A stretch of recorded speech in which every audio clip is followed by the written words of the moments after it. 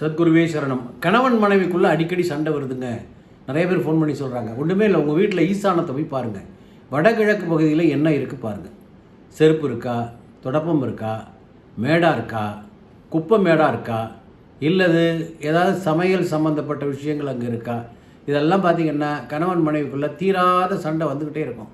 இதெல்லாம் சுத்தம் பண்ணிவிட்டு அந்த இடத்த நல்ல கோமிய மஞ்சள் போட்டு க்ளீன் பண்ணி ஒரு 6 அகல் விளக்கு ஏற்றி ஒரு பாட்டில் நல்ல ஃப்ளவர்ஸ்லாம் விட்டு தினம்தோறும் நல்ல மகாலட்சுமி மந்திரம் நல்லா சொல்ல ஆரம்பிச்சிட்டிங்க அப்படின்னாக்கா கணவன் மனைவி உறவு ரொம்ப சந்தோஷமாயிடும். அந்த வடகிழக்கு மட்டும் கவனிக்கணும். அந்த இடத்துல தான் கணவன் மனைவியின் உறவு பலப்படுத்தக்கூடிய இடம். மொத்தம் வாஸ்துப்படி 9 இடம் பிரம்மஸ்தானத்தோட. அதில் ஒவ்வொரு பகுதிக்கும் ஒவ்வொரு சக்திகள் இருக்கிறதா நம்முடைய முன்னோர்கள் வாஸ்து சாஸ்திரத்தில் ஜோதிட சாஸ்திரத்தில் சொல்லுறாங்க. அக்னி நல்லா இருந்தால் நல்ல சமையல் வரும், புரியுதுங்களா? தென்மேற்கு நைருதி நல்லா இருந்தால், நைருதி அப்படிங்கிற அந்த பகுதி நல்லா இருந்தால் கணவன் மனைவியோட தாம்பத்தியம் நல்லாயிருக்கும். வாயு மூளை நல்லா இருந்தால் கணவன் மனைவி அன்பு நல்லாயிருக்கும். திருமணமாகாதவர்களுடைய உறவு, உடல் ஆரோக்கியம், சீக்கிரம் திருமணம் எல்லாம் நடக்கும்.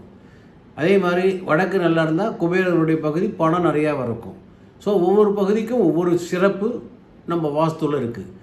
அதே மாதிரி ஈசானம் கணவன் மனைவியினுடைய அன்புக்குரிய பகுதி.